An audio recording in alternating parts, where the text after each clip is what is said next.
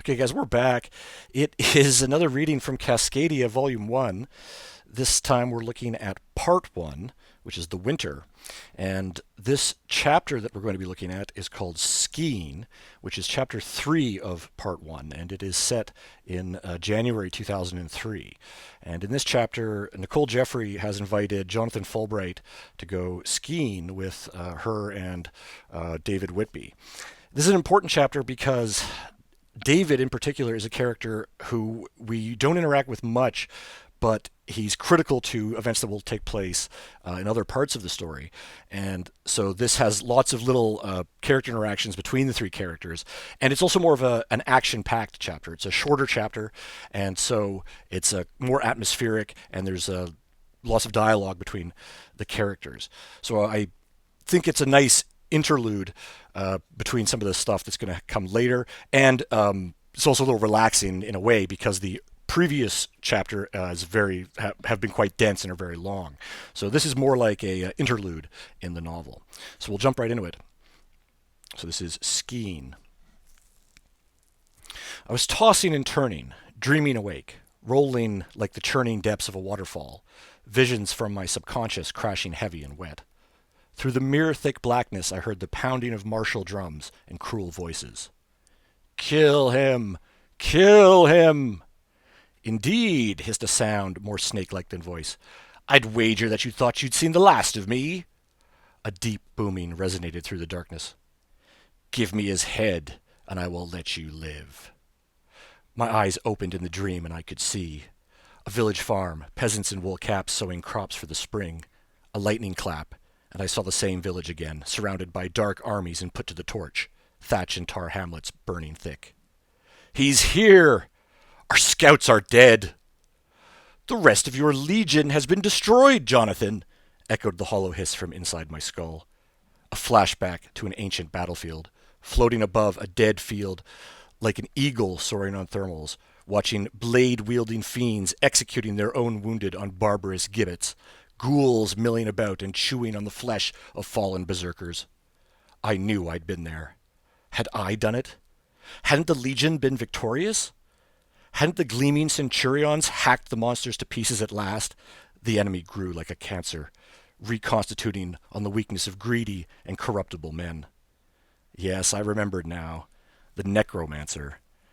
His empty face of pitiless deception. How the Legion had been decimated against his endless thrall armies.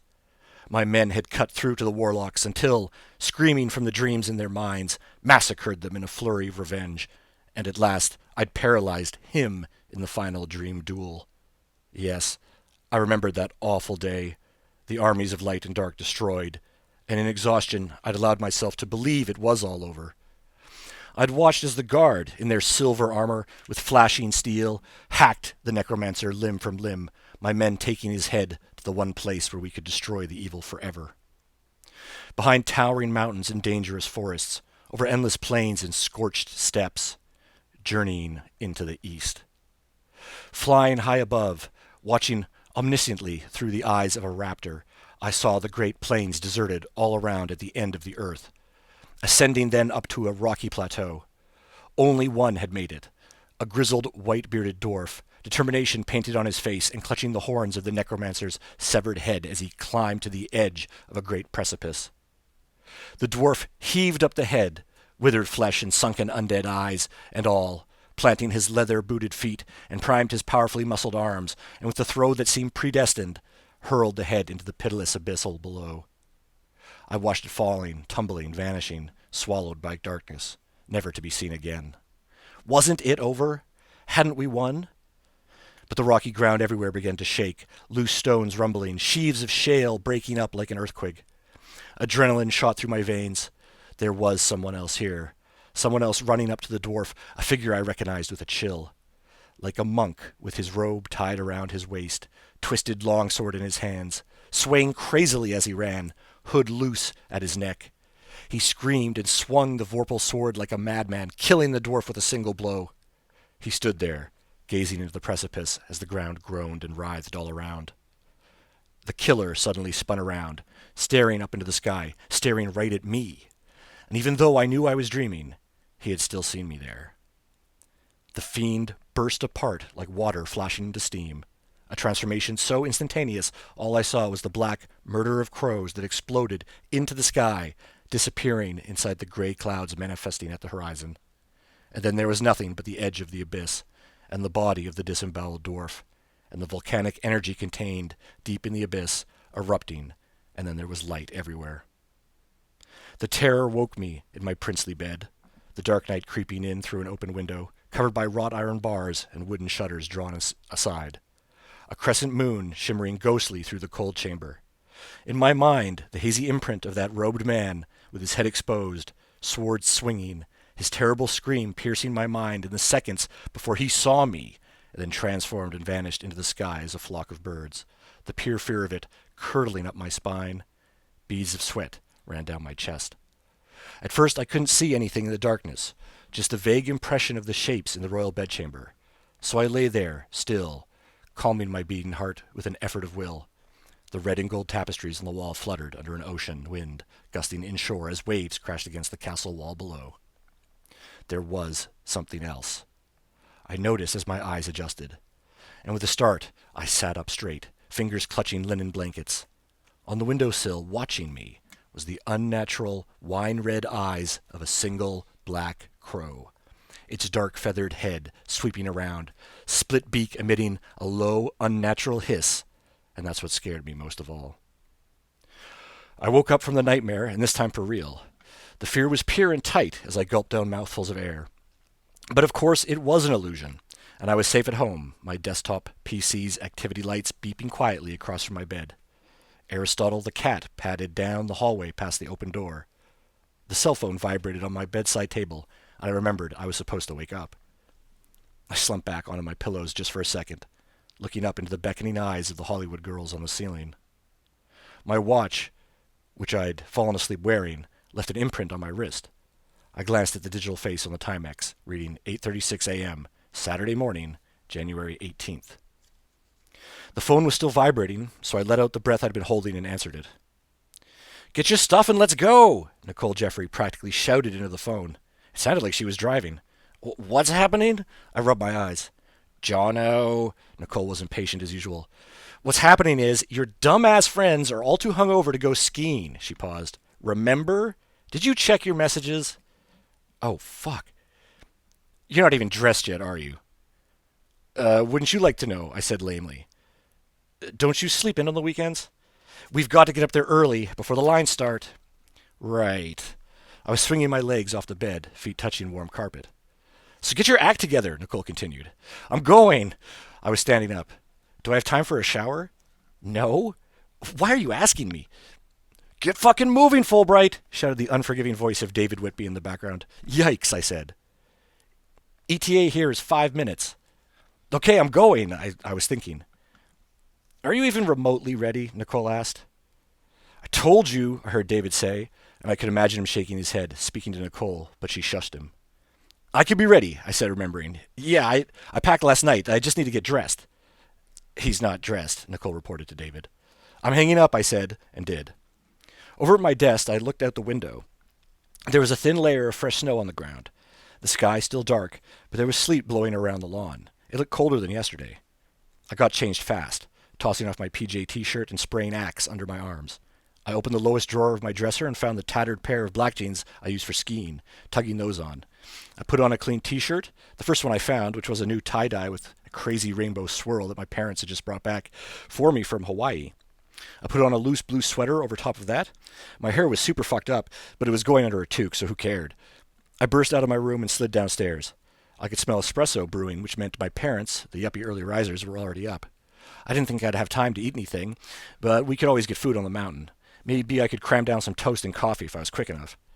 In the kitchen, Dad was standing, wrapped in a fluffy bathrobe and wearing ultramarine slippers from the Hilton on Maui. His back to me, pouring steaming espresso from Mum's chrome press into a tiny cup. "Morning, John," Dad said. "Hey," I said perfunctorily, because I knew he'd understand I was rushing, and swept through the kitchen on my way to the garage. I had to check my gear, make sure it was all there. "What's up?" Dad asked as I hurried past. "Skiing with Nicole," I said back, opening the garage door and stepping Out onto the frozen concrete. Thank God. I'd been organized enough to get my stuff together last night. My skis, boots, and poles, and a worn backpack full of gear were resting beside Mum's Pathfinder. I was contemplating filling up a flask for the hill, but Dad was up, so I couldn't risk it. So I hefted the backpack and turned around and marched back into the kitchen. Anyway, Nicole and David probably had beer. Dad had out a beveled glass mixing bowl and was whipping eggs. I could see the Teflon skillet heating over top a low flame on the Cascadia stove. Do you have time for breakfast? Don't think so, I said, checking my watch again as I set down the backpack. Nicole is going to be here any minute. Dad nodded, bringing a tiny espresso cup to his lips. He took a sip of the hot elixir and then put the cup down precisely on its saucer. He automatically reached for the bread box beside the kitchen sink, producing slices of brown multigrain. Dad slipped the bread into the white plastic and metal four-slice toaster and depressed it. Robert looked up at me, butter knife in hand. Take some toast, kiddo. Just what I was thinking, I said, actually nodding. Dad slid his espresso saucer over to me, and I drank down the last of the coffee, thankfully. I sat down on one of the high kitchen stools and unzipped the backpack, ruffling past goggles, scarf, gloves, snow pants, until I found my toque. I pulled it on and zipped up the bag. Dad chuckled. What? I was just adjusting the red and black anarchist symbol toque. You look good, he said, smiling. Where's Mom? Asleep. Dad was rubbing his unshaven chin. Oh? I was interested. Terrible client dinner, he grinned, veins at his temple showing. Last night, they kept wanting to go dancing. And we tagged along, but frankly, it was a long week. Who are the clients? I prompted, sipping coffee, and he raised his eyebrows. Some geek video game developers from Seattle, Dad said. You might like them, actually. I wanted to press for more details, but the toast popped up, and while Dad got me a plate, I got up to get jam from the refrigerator. Dad passed me the toast and a silver butter knife from the countertop drawer, and I layered the toast in sweet pear and strawberry jam. You want a real coffee? He asked, watching me. I gritted my teeth between bites, swallowing down the bread in a hurry. No time, I said, checking the Timex. Nicole Jeffrey, Dad was amused. Always in a rush. She's like that, I said, trying to telegraph Nicole's incessant obsession with punctuality between bites. I polished off the toast and brushed crumbs from my sweater. The cell was vibrating. That's her now, I said to Dad, motioning towards the front door with my chin. Break a leg, he said. The air outside was crisp, ground wet with mixed snow and frozen rain. I stood there with my skis leaning against the side of the vaulted doorframe, backpack over my shoulder, ready to go. It still took Nicole 5 minutes to actually show up, and in fact I probably would have had time to drink coffee with Dad, which kind of pissed me off. After a bit, Nicole's ski rack-equipped black Audi Quattro lurched into the driveway, winter tires easily plowing through slush. Nicole honked the horn intentionally, despite being able to clearly see I was standing right there at the front steps waiting for her. I hefted my boots, looped together by their Velcro straps, swung them over my shoulder with the backpack, and carried my skis and poles over to the Jeffrey Mobile. Nicole's Wu-Tang Clan deckled Solomon snowboard and David Whitby's used K2 skis were already strapped to the roof rack. Nicole had the engine idling, carbon dioxide fuming from the car's exhaust. Microhail fell from the sky, just like frozen rain, but the clouds were morning dark, and Moresby Mountain was high above us. Nicole depressed her window, streaks of rain clearing off as the machine crank dropped the safety glass below the doorframe threshold. Nicole Jeffrey, mirror-shade sunglasses pinned into her hair just above her eyes, smiled out at me with a big grin, her braces making it look like she'd been eating licorice ice cream. I put my gloved hands on the roof and leaned forward. David Whitby was sitting in the passenger seat wearing a pair of wraparound Oakleys and a black toque with a Jack Daniels logo. His pointed Michael Douglas chin clean-shaven. Well, well, he said, smiling at me from behind his audacious sunglasses. Looks like it was a rough night, eh, Fulbright? How are you doing, David? I talked past him. How's Rachel? You'd probably know better than me. Why doesn't Rachel ski? Nicole wondered, innocently adjusting a black bang behind her ear. She fell out of a chairlift when she was a kid, David answered, which was true. Oh. Are we going or what? I asked. Get your kit stowed, Fulbright. Nicole was imitating a pirate. I'll help. David got out of the car. David Whitby, who was the same age as my sister Venice, was fast-tracking it to corporate Cascadia at Henry Osborne University. He was an enigma, wrapped in money, who I rarely saw, despite dating his younger sister. I always felt like he was judging me, sizing me up against a perpetually sliding standard. He'd started dating high school girl Nicole Jeffrey in November, an alternating source of embarrassment or amusement for his HUU frat boy flatmates. I wasn't the only one in the clique who thought David Whitby was beneath her. Nicole refused to date high schoolers. David deliberately put a bright white sneaker down on the slush-covered pavement and pivoted, using the handles inside the doorframe of the Audi to heave himself out of the passenger seat. I handed him the skis when he came around, and we secured them to the roof and then locked in my poles. Nice, David said approvingly, running a cutaway gloved finger over the waxed edges of my skis. These Rossignol's are classics. K2s are second best, I said, watching him. You're not wrong, Fulbright, David Whitby said, smiling at me. But you're not right either. He double-checked the skis and then paused for a moment to look over at my parents' house.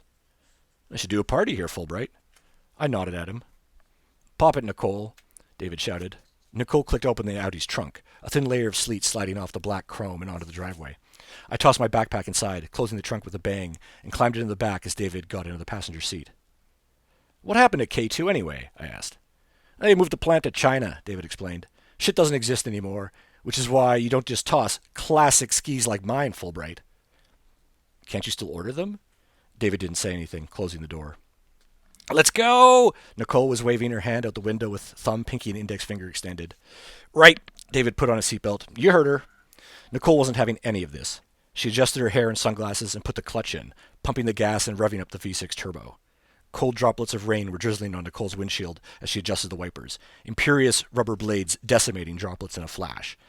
David snapped his fingers at her. Nicole backed into the driveway, looping around and hammering the gas, and I watched the house recede until it disappeared altogether behind a line of white hedges and wintry maple trees. David won't stop asking about Rachel, Nicole observed, looking at me in the rearview mirror. David actually swatted Nicole over the back of the head. What the fuck? She was pissed. Imagine that, David had her attention. Asking about my sister. Outrageous. You should have come to Bethfest too, I said to David, as he was watching Nicole smile back in the rearview mirror. I was at a different party, David admitted. And you didn't invite Nicole? I turned the screw. I did, actually. He turned to look back at me with an expression that made me feel stupid. Did you guys have fun? What, who, me? Nicole had been listening.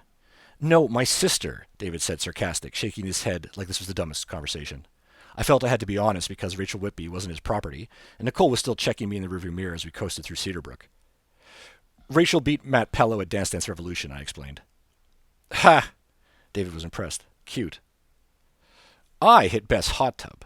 Nicole licked her lips. David nodded as the bronze dawn light reflected off his Oakleys. I almost wish I'd been there, he said, looking out with contempt at the Cedarbrook houses as Nicole drove. What party were you at? Frat party, he answered me. Nicole's idiot brother bought Coronitas when he was supposed to get Coronas, and I'm pretty sure the weed was stash oregano. Good coke, though. Don't blame Lee because you're too lazy to do it yourself. Nicole left her mouth open. Yeah, sure, David said. At least I'm going skiing with you at 8 in the fucking morning. The hero we need, I yawned. Did you get anything to eat, Gordo? I mean, Jono, Nicole said. Toast, I winced.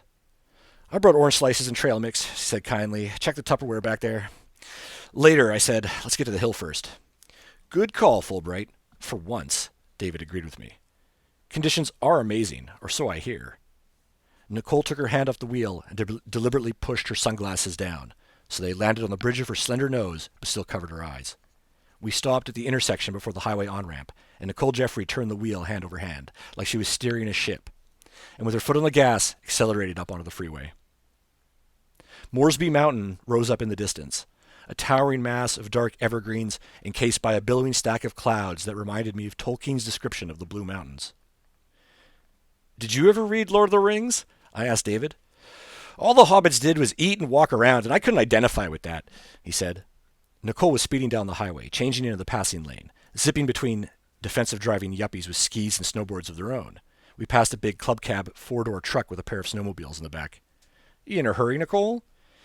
Do you want to get there or not? She said, black hair tossing as she shoulder-checked, dark polished fingernails gripping the wheel as she upshifted gears, rivulets of water flying from the windshield as the wheels threatened to hydroplane through half-frozen puddles. You got any music, Fulbright? David tilted his head in my direction. Yeah. I fumbled in my jacket and produced the iPod. Here, I said, play this. David's palm was open as I handed him the little digital Walkman. He gripped the device and looked down mechanically at the screen to see what music I'd queued up. Square Pusher, he observed. I thought you'd play Bone Thugs or something, Nicole considered. David's a big boy, I said. He can pick this time. I'm just glad Fulbright has some musical taste, David scoffed. I was expecting LFO or Crazy Town. California Pretty Bays for days, I said mindlessly. Shooby-doo-wop and Scooby Snacks, David exclaimed, making a big pout with his lips. I shuddered. Sum 41 maybe, he teased. Sugar Ray? I do have lemonade and brownies on there, I said. Stop fucking around, Nicole cut in. David plugged my iPod into Nicole's microphone jack adapter interface with the Audi's CD player. My ears popped as we gradually gained altitude on the mountain. The interior of the car, an atmospheric bubble that burst as supersonic drum and bass exploded over Nicole's boosted speakers like the vibrations inside a fish tank. I felt a rush of adrenaline. The excitement of the mountain approaching. Traffic was thinning out, the cars farther apart, and too wary to drive at Nicole's suicidal speeds. Aren't you kind of pushing it? I asked her. Don't you tell me how to drive, Fulbright. You're as bad as Macmillan. Sorry, I said. Geez. These people can't handle the snow, Nicole complained. It's their fault for going slow. You should have seen New York last winter, David mumbled. You were in NYC? I asked. Freezing my ass off. Kind of an overblown exchange co-op program. Did you see Ground Zero? Of course I did, he said, not elaborating at first, then adding after a bit. Actually, I was there with Lee Jeffrey. Doesn't he ski? Yes, but he's not coming. He's going on a date, Nicole elaborated after a while. Like with a woman? I asked. You'd think so. Nicole turned briefly to glare at me in the rear view, strands of black hair crossing her shades. Nicole made the final turn for the Moresby Mountain exit, gearing down and slowing before the intersection. Old ice was piled up in snow-plowed drifts along the roadside, melting slowly as it flurried. Nicole waited for a gray SUV to pass at the intersection before she turned right onto the winding Moresby Mountain Road. Hey, Jono, huh? When are you doing your full driving test? Haven't booked it yet, I told her truthfully. Well, why not? Well, I put up a finger. For one, I don't own a car.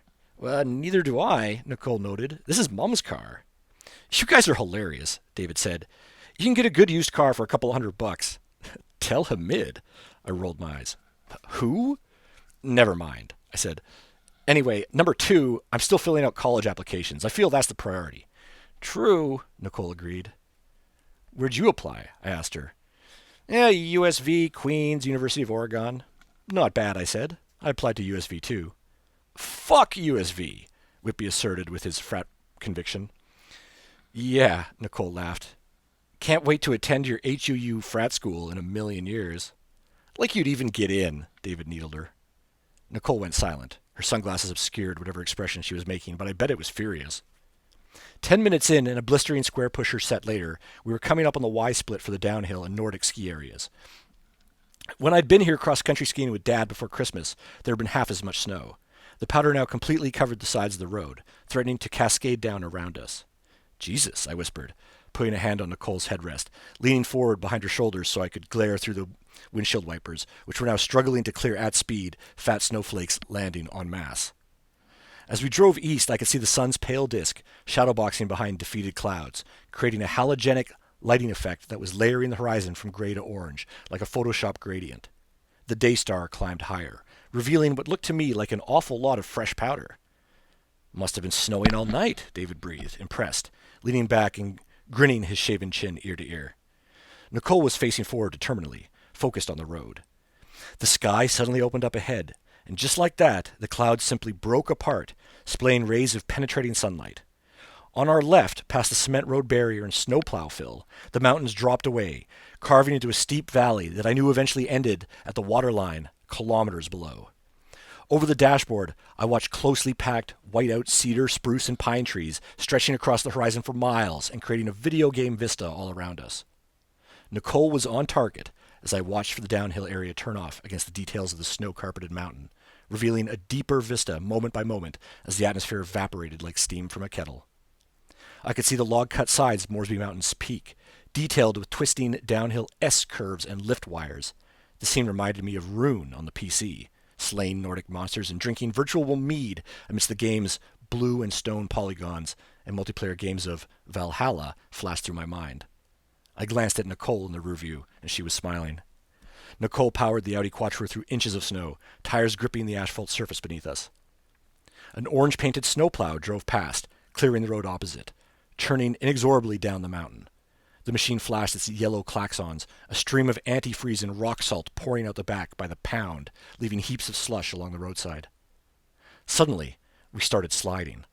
The winter tires losing their grip in the wash thrown up from the passing snowplow. Nicole hissed through her braces, fists gripping tight on the leather-wrapped steering wheel. Even as we were sliding, she was expertly recovering, power-assisted handling, keeping the tires in place. I put my hands on the roof, palms up, trying to press myself against the car's frame, since I wasn't wearing a seatbelt. David's mouth was open, right hand grabbing hold of the doorframe handle. Nicole Jeffrey was unfazed, her lips curling, but eyes blank beneath a sunglasses gaze locked straight ahead. She delicately applied gas and just kept driving, and the rubber tracked the road and straightened out. I saw the parking lot for the downhill area coming up. Nicole was slowing down, downshifting to gain more traction.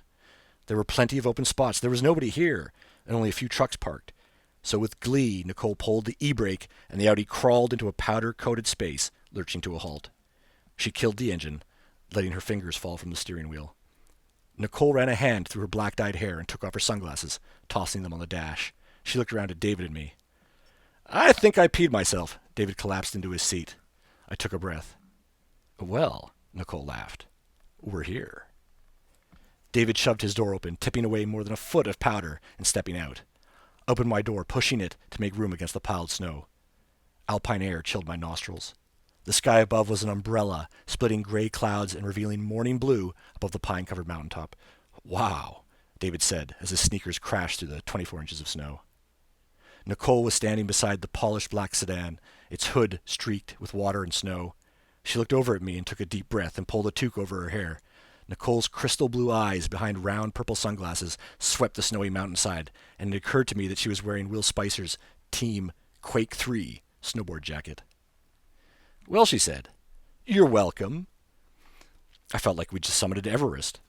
The mountain seemed empty, conditions almost too good. There was enough powder for an avalanche.